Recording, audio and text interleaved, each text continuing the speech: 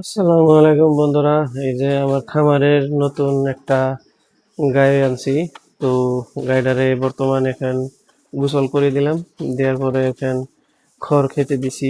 তো দেখেন কিভাবে খড় খাচ্ছে, মুখে কিন্তু অনেক স্বাদ, পুরো খড় খাবে নিছে।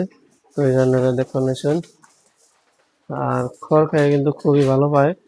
আর কিছুদিন ধরে তার মানে বৃষ্টির দিন চলছে, তো সেই জন্য তার মানে কাঁচা ঘাস এনে দিতে পারতাছি না।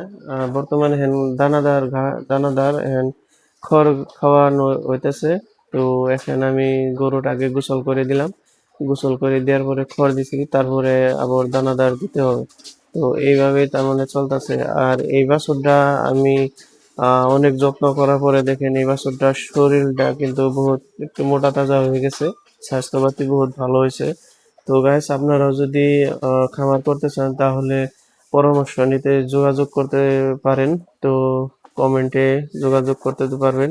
আর আমার ফোন নাম্বার আছে, ফোন নাম্বার আপনারা কল করে জেনে নিতে পারবেন। ধন্যবাদ।